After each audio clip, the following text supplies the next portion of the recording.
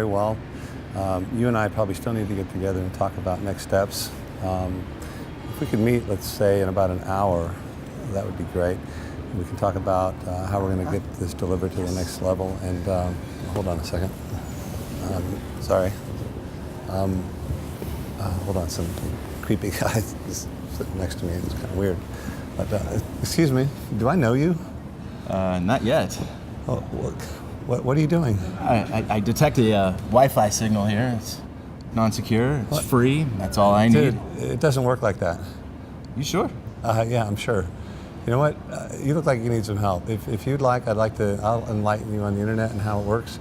Can you give me a couple minutes to finish my call? Maybe you could wait over there? Okay. Wrap it up. Creepy Let's dude. learn together. Creepy dude's still here.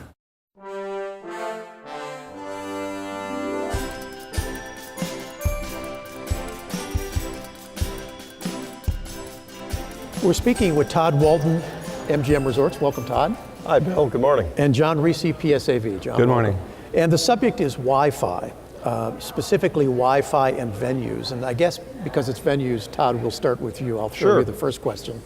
Of all the issues that hoteliers and other venue operators are dealing with, how important is Wi-Fi as an issue, and why?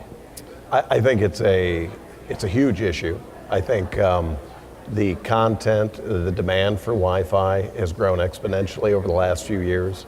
As we're all familiar, 3 years ago there was no such thing as an iPad. Today everyone has one. We had attendees showing up 3-4 years ago, they'd come with a laptop. Now it's not uncommon for them to have 4 devices.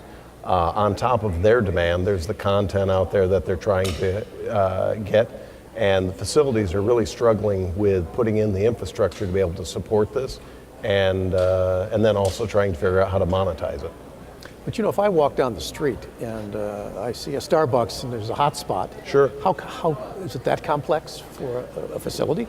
Yeah, you bring up a good point. One access point plugged into the internet, not very complex. But when you're dealing with a high density situation like you'll find in a convention center, so you have, think of a classroom where you've got maybe 300 people in that space, and they're all sitting 24 inches next to each other, 3 feet front and back. They all have their devices out. They all have to access that access point to get to the internet. There's a lot of radio interference. There's a lot of things that have to happen simultaneously to allow them to do that. The engineering that goes into that and the backbone and the infrastructure that it takes to support that is a lot different than what you're going to find in a Starbucks. So there's a huge cost to that, yeah.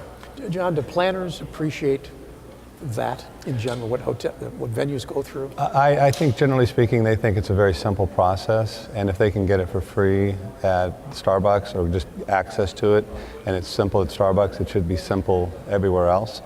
And I think the challenge is they've kind of abdicated their responsibility to learn more about the internet and specifically some of the technical things. I think they think it's overly complicated and it's not something that they can understand. And part of our charter is to try to make it so it's easy to understand and so that we're all talking the same terminology first of all, and that everybody understands what questions to ask, and that the venues start to realize that these questions are going to be asked and that they in turn educate their teams to be able to answer those questions. With all the players involved, the venue, the planners, occasionally the people who have to actually put in the capability, it just seems far more complicated than planners understand. I mean, and yet this has been going on for a long time. Is it just a question of bringing them along slowly? Are we forgetting to? I think, in some of the presentations that we've given, you can see the light go on with the meeting planners when they start understanding that